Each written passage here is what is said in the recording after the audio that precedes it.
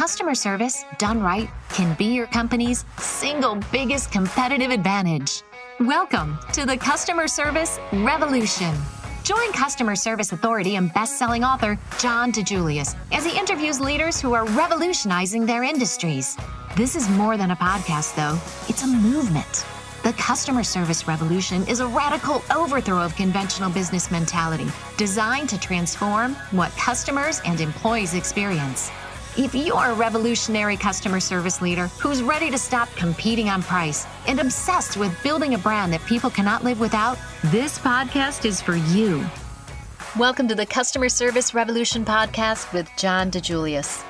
Today's episode is all about the importance of measuring your customer's experience. For this episode, John brings back Jess Pischel, Customer Experience Consultant for the DiJulius Group and Dean of the Customer Experience Executive Academy.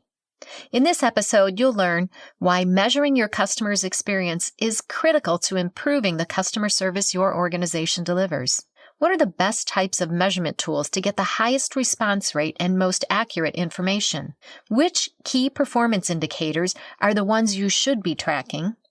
How to create a return on experience dashboard to hold everyone in your organization accountable. Now here's your host, John DiJulius. Hello, revolutionaries, and welcome to another episode of the Customer Service Revolution podcast. I am John DiJulius, Chief Revolution Officer, and this week I am joined by Customer Experience Consultant and Dean of the Customer Experience Executive Academy, Miss Jess Pischel. Welcome, Jess. Thanks, John. Great to be with you for another week. And this week, we are going to be talking about commandment number 9 of our 10 commandments to creating a world-class customer experience, measuring your customer's experience. And what gets measured gets managed. And, I don't know, Jess, working with so many consulting clients, I feel like this slips through the cracks. What's your opinion on this? Well, it is one of the most important parts because, like you said, what gets measured gets managed. And I know probably all of our listeners have heard that quote at some point before, but it's so true that you have to have a pulse so you can measure the success. And then so you can make sure that if you're dropping or slipping in any of these areas, you can course correct. So I think everyone can do a better job of making sure they have a pulse on those metrics. And this podcast is all about how to get there today. So I'm excited to talk through that. So Jess, when you take on a new consulting client, I know the first thing you do is discovery. And part of your discovery is finding out what KPIs, key performance indicators, they have. What do you do if they don't have them? How often is that? Like tell us about what that looks like. Yeah, I'd say majority of our clients at least have a few numbers that they manage and have a pulse on. And a lot of times those numbers are strictly around sales year over year, especially for our business to business consulting clients. It's definitely something that most have, but there's always a few that we like to tie right into what we're working on. So if we're working on internal culture, we want to have a survey that goes out to internal team members so that we can get a baseline and then measure throughout the life cycle of the project. So some numbers are already there and some we like to add in that are very specific to the project we're working on. Yeah, a couple of key things you said there was sales is not necessarily an indicator of your customer experience or your employee experience. I mean, you could be, coming out of the pandemic or during the pandemic, from one industry to the next, it could be 300% growth because of the industry you might be in, or might be crushed because of the industry you're in. So sales, sometimes, is not directly correlated. And then when you're talking about world-class internal culture, a great KPI that we're going to talk about is just employee retention, right? Employee turnover. I mean, that's, a great tracking. So I love what best-selling author, speaker Joe Calloway said. He said, if you want to see how a company is doing now, look at their current sales. If you want to know how a company will perform in the future, look at their current customer satisfaction scores. I love that. And Harvard Business Review came out with a story decades ago that was really a paradigm shift. And it really talked about how the gulf between satisfied customers and exceptionally satisfied customers can swallow a business. And so, the old paradigm thinking was, you'd have your customers take a survey and maybe it was 1 to 5 or 1 to 10, whatever. And we looked at satisfied and above, and we pound our chest that, 80% of our customers are satisfied or above. And this study, the Harvard Business Review said, listen, satisfied is worthless. Satisfied customers mean that you haven't done anything great or horrible yet. And satisfied means they're not loyal. That means that, if I meet someone that does what you do, or I get a coupon or an incentive or whatever it is, I am likely to switch. And they really said there's 2 groups: extremely satisfied and everyone else. And that really changed a lot of people's thinking. So if you're extremely satisfied, if you're giving that company a 5 out of 5 or a 9 or 10 out of 10, that means, your money in the bank. We can trust that even if we drop the ball, you're going to be forgiving once. But if you drop the ball and someone's satisfied or less, you're looking for someplace closer or cheaper. Right. Actually, that's a good way to look at it. Extremely satisfied or bust, basically. So what does it mean to be extremely satisfied? Does your team have a pulse on what that looks like and who is satisfied versus extremely satisfied? And do you really have a way to monitor that and to have a checkpoint on that? So that's what we like to do as a part of implementation. And so we always have KPIs, key performance indicators, and metrics associated with any of the pieces that we have in the project. But a few that are relative to almost all organizations are the customer satisfaction survey, which you just referenced, and net promoter score. Those go pretty hand in hand together. Customer retention is another one. I think you mentioned it before: employee turnover or employee retention, right? Either way of saying that one. Referrals, how good are we doing? Are people willing to refer our brand to their family and friends? Referrals, I think, is the biggest one that if you have that type of company, you could track that businesses do not focus enough on or use. I think that's huge, right? If you have 10 account executives, 10 consultants, 10 hairdressers, whatever you have, and I can track that 5% of your clients have referred versus someone else. The average might be for all our consultants is 15%, 25%, right? I mean, that is huge. I just think if you have a business model that can track referrals, that almost should be the number one indicator that everyone should be losing sleep over.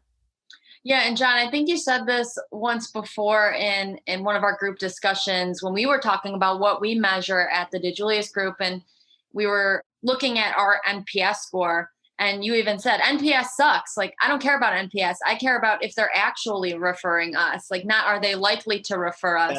Yeah. So NPS, to me is an intent.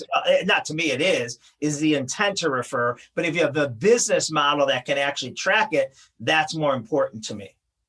Yeah, I agree. I think that's more important to a lot of the CEOs or customers clients that I work with. So a few other KPIs: customer engagement and also employee engagement. How engaged are your team members? That's another good one to track if we have the capabilities of doing that. And at the risk of going too much on internal culture here, it's just been such a buzz topic for my clients lately. And I know we had a previous podcast on this, but employee engagement and what does that look like? How often are we measuring employee engagement? Is it a once a year annual survey that we do it just to say we did it and we don't react to any of the comments on there? You don't want your team members or your customers to experience survey fatigue. So the frequency on that is important. If they're spending time and giving their honest, constructive feedback opportunities in those surveys, you have to do something with them. You have to delegate and make sure that someone is losing sleep at night over those scores and willing to make those changes that were recommended in those surveys. Jess, let me ask you something though. Engagement is kind of gray. How do you track what employee engagement looks like? So let me go to customer engagement. That's trackable, right? Like in a salon, how many customers are coming from multiple services versus just a haircut or just a manicure. And this is across every industry. The clients that come in from multiple services are less likely to leave, right? So if you got someone that's coming in for nails, hair, spa, it's hard to lose them. In the DiJulius Group, right? We look at your clients and say, are they just a consulting client, or did they also register someone for the Customer Experience Executive Academy? Are they sending people to the Customer Service Revolution? And we know when they are, that's our customer engagement, our client engagement. We know when we have them coming in from multiple things, they're more likely to re-sign. So what does employee engagement, how do you track employee engagement? Are they going to the summer party? I don't know. I'm really curious. Yeah, we did an employee engagement assessment with Bush Funeral Homes, which is a chain of funeral homes located in Cleveland. And we asked a series of questions to their team members to determine, how engaged or satisfied their employees were. And in that was basic questions about how satisfied are you working at Bush Funeral Homes, and how is the relationship with your individual manager, and how much support are you receiving from your individual manager and your team. And so what does that relationship look like? And then we gave an opportunity for an open answer character response as far as what could we do to improve, or what team building activities would you like to see as a result of this push for internal culture. And I think those scores are collaborative to know how engaged the team members are. Do they want to see a change? What does that change look like that they do want to see? What recommendations do they have? And a lot of them came back to team building. And I think that's just the state of the world we live in right now. People are craving that interaction with the team that they maybe haven't seen in person for the last couple months. So we are in the midst of rolling out the materials that we created in that project. And actually, we're working on a case study to get that up on our website soon. So more to come there on the success. We're going to reassess and rerun that survey to their employees in just a couple months to make sure that we're looking at, did those scores improve? Well, I would think when you're talking about Bush Funeral Home, Jess, their customer engagement would be zero, right? I mean, they can't buy multiple services.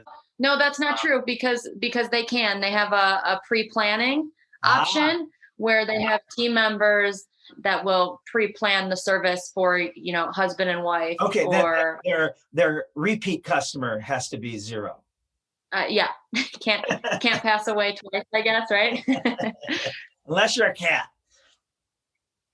Oh yeah, right.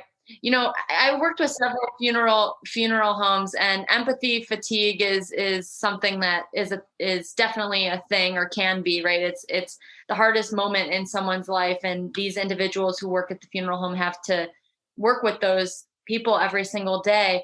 But they always say that funeral home jokes are fair game, so they got to keep it light somehow, and that was a good one. Well, but this brings up a good point, because we do have a significant percentage, maybe 10% of our clientele that are like funeral homes that don't have repeat customers. So you're working with an injury attorney, a firm, and we work with Ohio State Waterproofing, which waterproofs basements and funeral homes and LASIK eye surgery. So those, just for examples, are not customers that typically can come back or will come back. You're hopefully not getting LASIK eye surgery more than once. You're hopefully not getting your basement waterproof.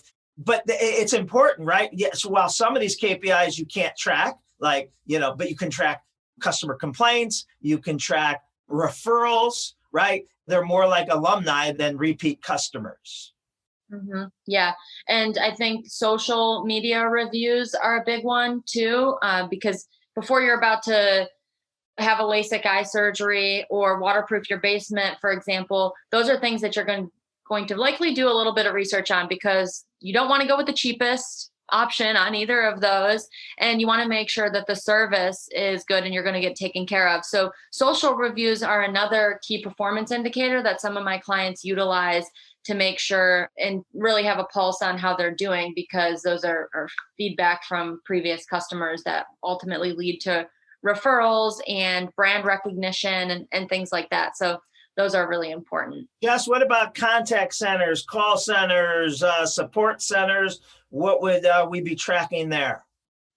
So some of those look a little bit different. Now, there's some overlap. You still want to track the Net Promoter Score or the client satisfaction, but there's specific numbers for call centers, for contact centers, as far as what is the average speed of answer or the average wait time or the average hold time.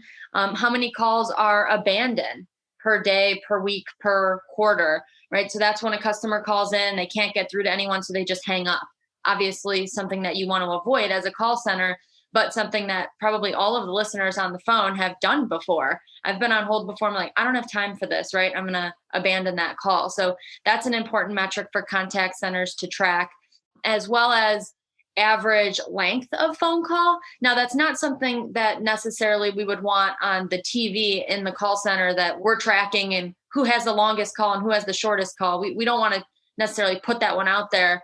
But for a manager in a call center, that's a good number to know and to be aware of, because you don't want your agents feeling like, oh, they had a 20-minute call with a client or with a customer, and they got to make sure they're hitting that average 5 minutes. So their next 5 calls are going to be 1 minute, right? You don't want them shorting or slighting the next few calls to make up for that one long call. Well, and there's also an old paradigm KPI in the call center, which hopefully more and more companies are moving away from, is average call time, right? Let's say we want your average call time to be less than 2.5 minutes. Well, that's not a good thing, right? Now you're rushing. Right. You're not going deeper. You're not, making sure that you answered it correctly. That's having unintended consequences because they may be bonused or punished on. Versus, I forget, the other one is like Zappos does percent of time you're on the call, like let's say per hour. So they want you on a call 80% of the time. That could be one call, or that could be 15 calls that hour. So I like that. I like that much better. There was something else that you did helping Celebrity Cruise Lines Contact Center and I think ATIs. There was something about downtime and tracking that. Do you remember what I'm talking about? Yeah, the post-call work. Is that what you're referring to? Yeah. So call centers, obviously, they can very quickly become mundane transactions. They can become really just churn and burn, high turnover. How many calls do I have in the queue? Oh my gosh, I'm never going to unbury myself from this. I'm just checking things off the list. And we want, when we work with call centers, to make sure we give them the opportunity to provide an experience, to get to know the person on the other end of the line, to personalize the conversation. And with that, sometimes the calls can initially be a few seconds longer because your team is developing a relationship, but isn't that what we want, right? Isn't that what we want to achieve? Making sure our team members are happy and like the work that they do, and get the chance to personalize those phone calls. And it allows for a more satisfied customer too. So, but not every call is just do the call, hang up. There's some work that goes into it after the call. Maybe there's a follow-up piece, or you got to close the loop there. So there was some after call time work that went into some of the calls that were being made as far as sales and service. So making sure that that number is being measured and monitored too, from a leadership standpoint or from a call center manager standpoint, is important. You want to be able to identify trends, right? Who's taking a really long time for post-call work and why? And who is really efficient with post-call work and why. And you have to be careful here, because you don't want your agents to feel like they're being constantly hawked and watched, and every call is recorded and I'm going to get in trouble. But you have to make sure you strategically communicate the fact that this is to help you. We want to recognize trends. If we know that 9 a.m. on Monday morning, we are totally slammed with these types of calls, we want our people to be prepared for those. We want them to be equipped to handle those. So a lot of call centers that we work with tend to be a little bit reactive to some of these numbers. We like to come in and make sure that we're identifying these trends to make sure we're equipping the agents with the materials and giving them the tools they need to be successful. No agent wants to feel like they don't know what to do, or this is the first time they've received this call or this type of situation. They want to be confident. They want to be efficient. And they're really most of the time craving this additional training to help them and to give them the tools they need to be successful. So that's some of the work that we did with ATI and with Celebrity Cruises. Jess, it reminds me of our work with, policing, where obviously it's been highly publicized all over the national media, our work with Charlotte Policing, and now we're working with Westlake, and your husband, Ryan, is an officer, and you probably know this, but one of my biggest surprises when I went on my ride along was just like this, like after a call center rep hangs up, she then has to take herself off, whatever you'd call it, to do post work.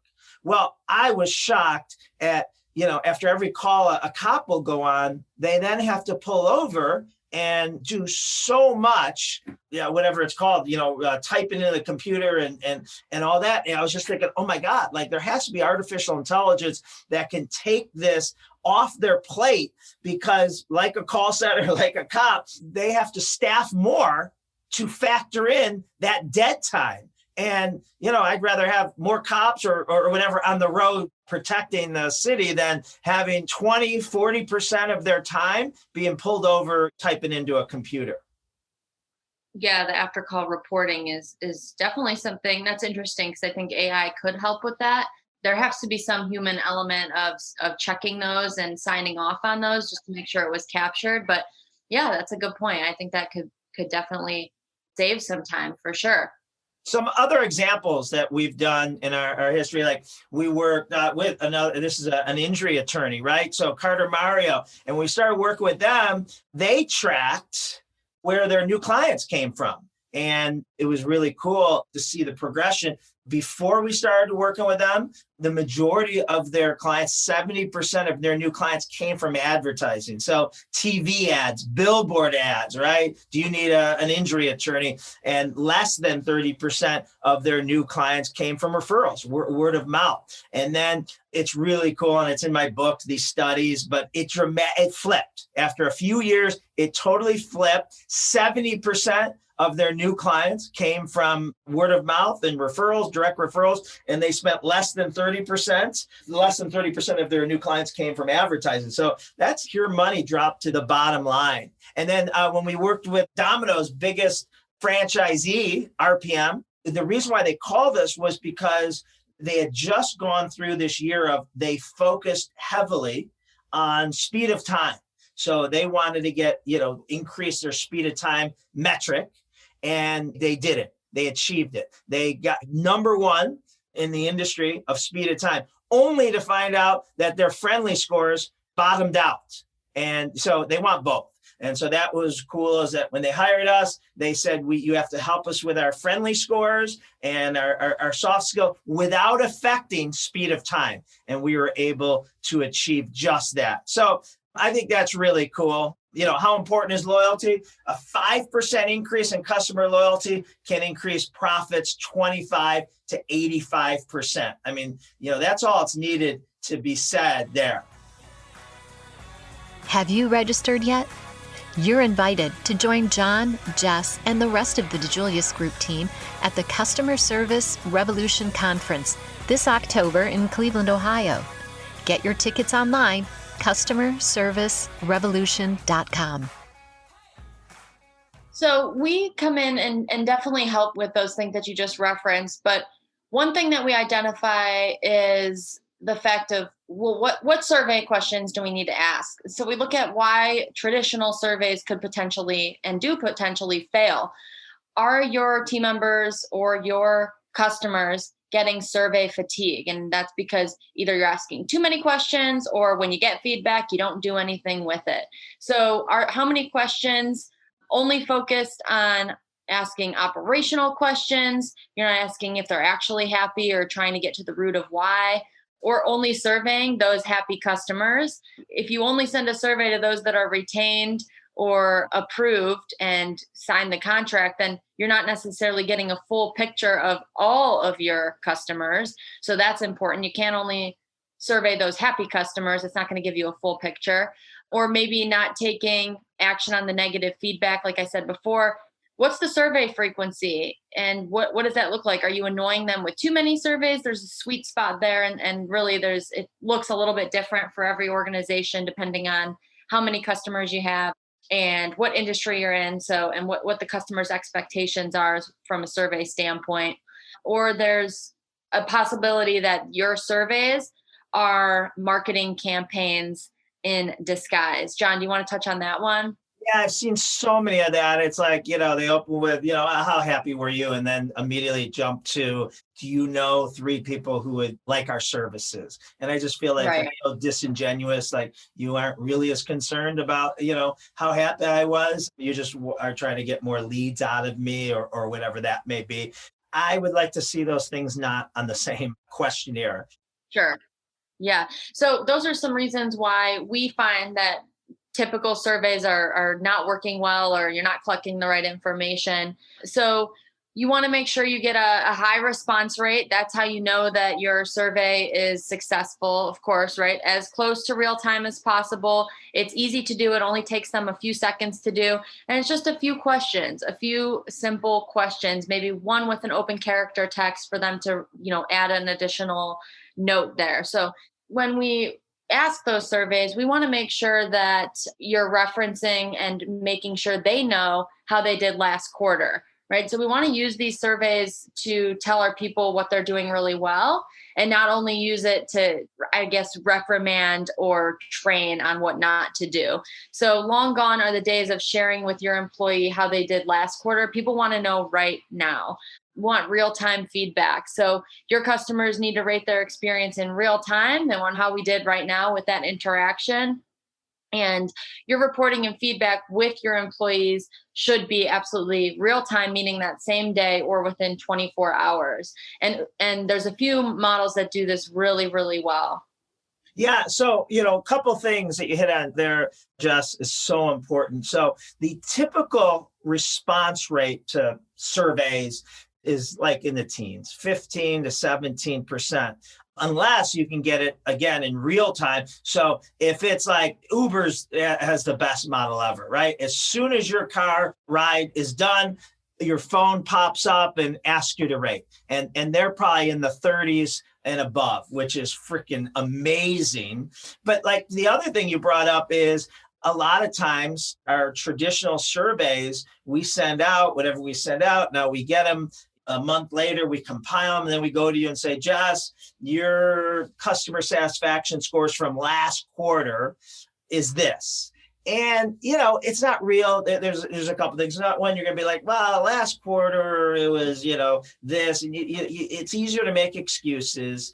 And the other thing that hurts is the sense of urgency. So if you have a client today and, they're not thrilled, because that's kind of, going to come back, you don't have to worry about that really showing up for 90 more days. I think mentally we can think as employees, well, I'll make that up on the next 10 clients, right? Now, if we're showing you your survey, your results tomorrow for the clients you interacted with today, that's a game changer. I don't know if you're letting that client hang up or leave or whatever the model is, because you don't want to see that on your report tomorrow. So I love the Uber model for those that can do it like that. There is a salon software called Forest that does it. It's really cool. Exactly that. The people that check out today will get something within the next, 10 minutes of them checking out. And it's a real quick question, rate us. And, that's all. You can answer it and why, but basically how well did we do today? And then tomorrow, or later today, that salon manager can run a report and post it in the back. And if Jess was a hairdresser, you'll see of, the 8 customers you saw yesterday, your average rating was. And, I think that puts pressure on someone, right? I mean, you don't want to be on that lower half of that report posted tomorrow morning. Yeah, I have a client, a credit union in California, Excite Credit Union, and they use the tool Happy or Not.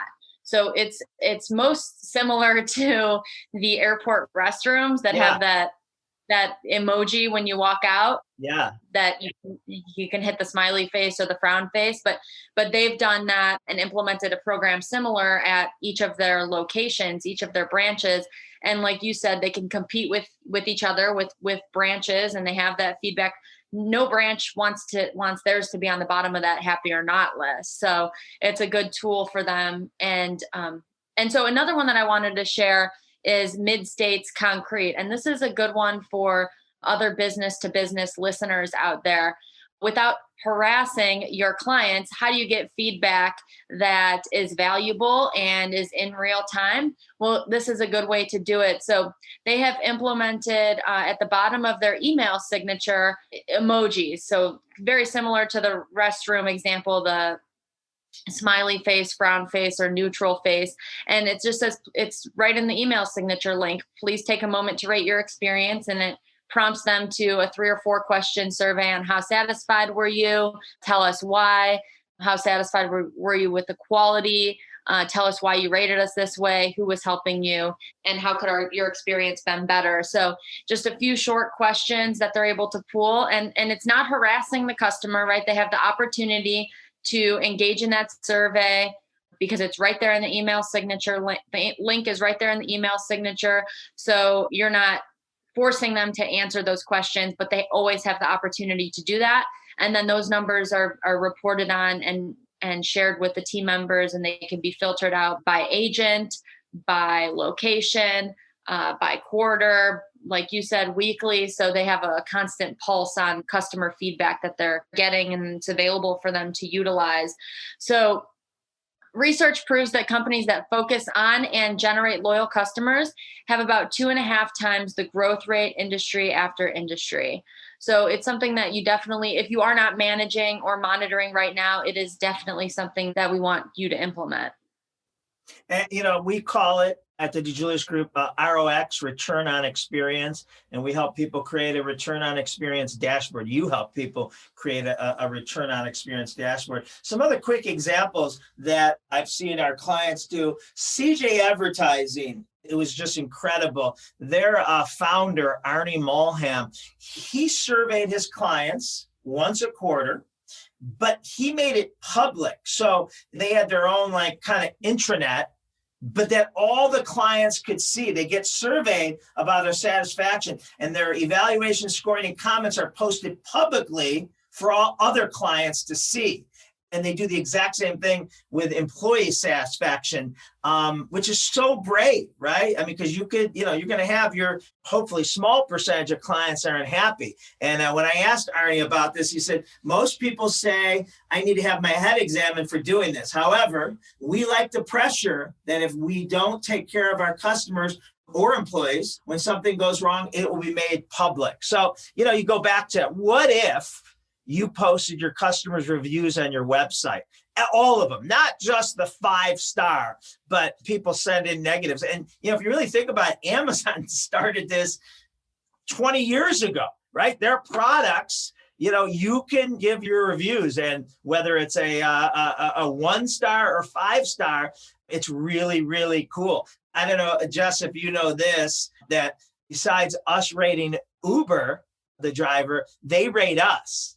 I freaked out when someone told me that you could go in and look at your rating. Did you know that? Yeah, I did. Do they still do that? I don't know. But man, I remember when I looked up my rating, it was like a 4.75. And the person that was telling me about this was higher.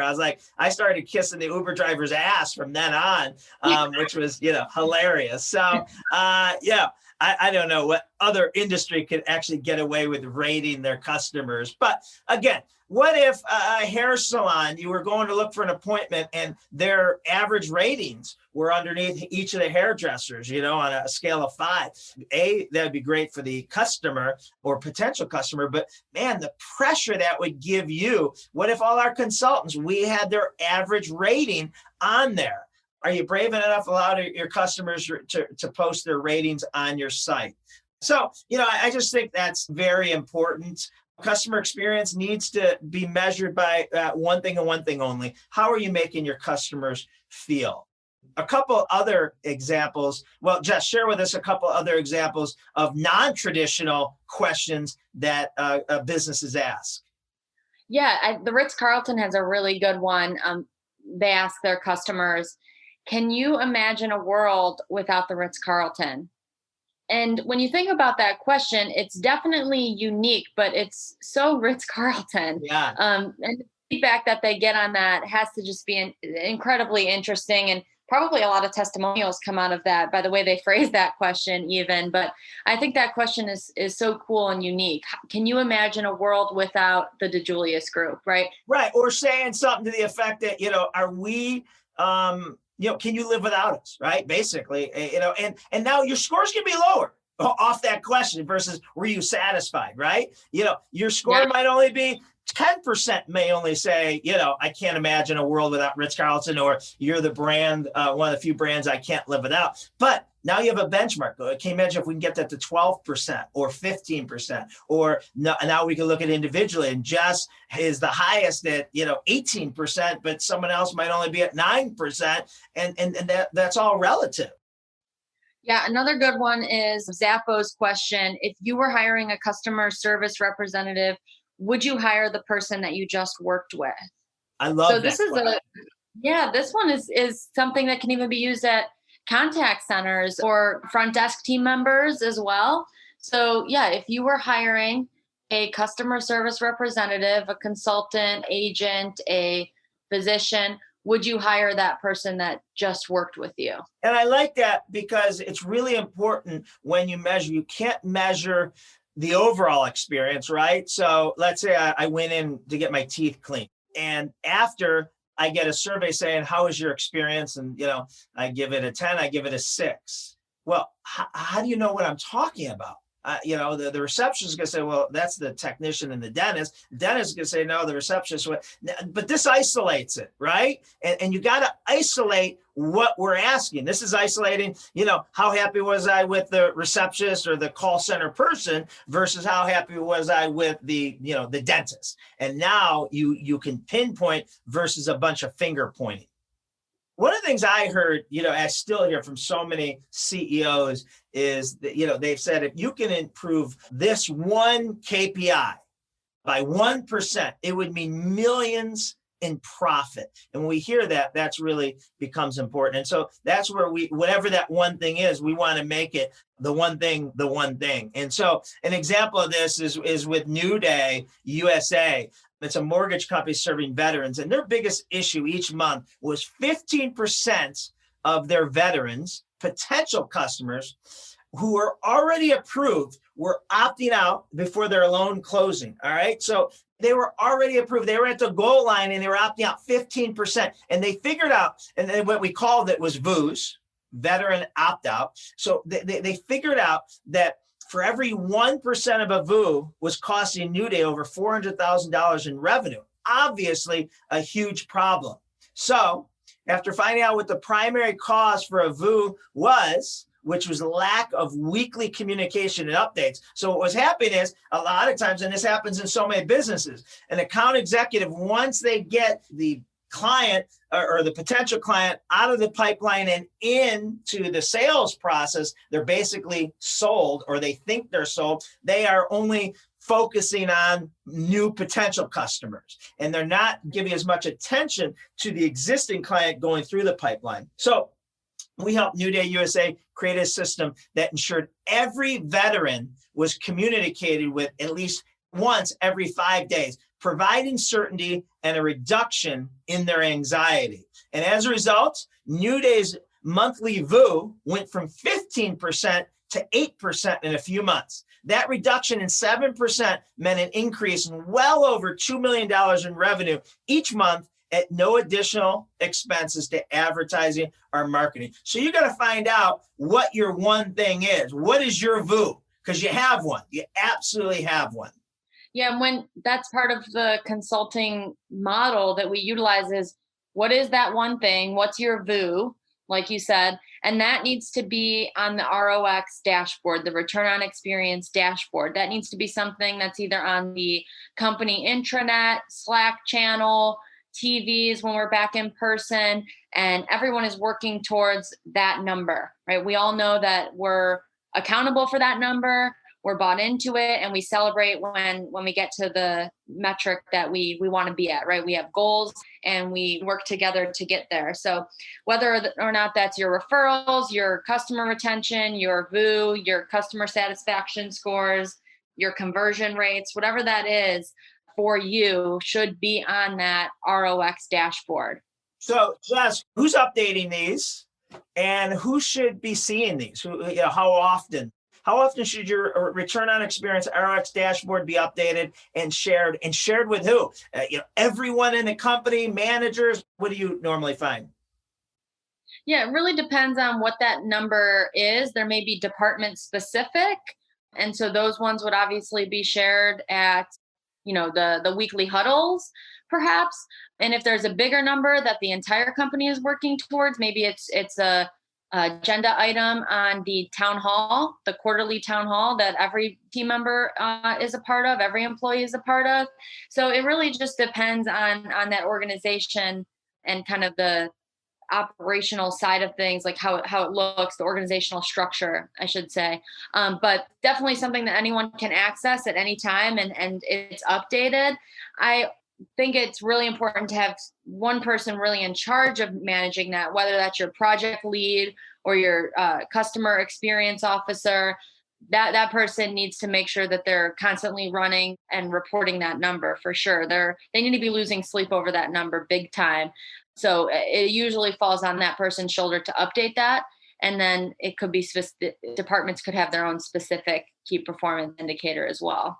And it doesn't have to be super hard. A lot of this you're probably already, tracking, but it needs to be communicated with, everyone in your company. People need to be losing sleep at night over their return on experience dashboard. And maybe it's only 2-3 things depending on departments or whatever, but they need to, it can't just be one time. It needs to be shared so people are really hypersensitive to the type of experience they're delivering internally and externally. Jack Mackey, who's speaking at the Customer Service Revolution Conference this year, October 5th and 6th, he has a quote here. It says, "You can say what you want about who you are, but people believe what they experience." And I love that quote. Love that. Yeah, he's great. He is great. And that's all about, you better be measuring your customer's experience. So what gets measured gets managed. So people realize how important, and they see the impact it has to both the top and bottom line to the company. Jess, any final thoughts on commandment number 9, measuring your customer's experience? No, I think we shared a lot of ideas as far as what your KPIs could look like, but really they have to be your VU, right? They have to be your number. So we work with you to establish that, but what's that number that's going to take you from good customer service to world class? And your team needs to make sure that they're aware of what that number is and constantly working towards it.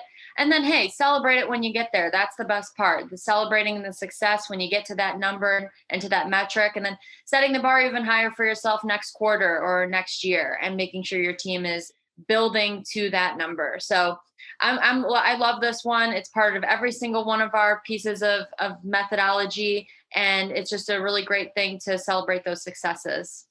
Awesome, Jess. And we were talking about the Customer Service Revolution in October 5th and 6th in Cleveland. We have about 15 or 16 amazing speakers. You are one of those speakers. Tell our revolutionaries what you will be sharing there. I am going to be sharing content about world-class internal culture. It's a hot button this year for my clients. So a lot of really great examples, some low-hanging fruit that I'm super excited to share with the team. And then also, my second topic is zero risk. People are having challenging conversations right now, delayed shipping, out of stock, staffing issues, those challenging customer and employee conversations. How do we make it right so that our customers end up becoming loyal brand evangelists, even when we do drop the ball and have to deliver bad news? So those are my 2 topics. I'm excited to share some client examples and to see everyone in October. All right. As always, Jess, you did an outstanding job today. Thank you, Revolutionaries, for joining us for another Customer Service Revolution podcast. We will see you next week. Thanks for sharing your ideas on how you've been using the Customer Service Revolution podcast to train and inspire your team. Keep those reviews coming. We'd love to hear about the customer service revolution you've started in your own businesses. To hear more episodes, be sure to subscribe on Stitcher, Spotify, or wherever you listen to podcasts. Thanks for tuning in and for being the best part of the customer service revolution.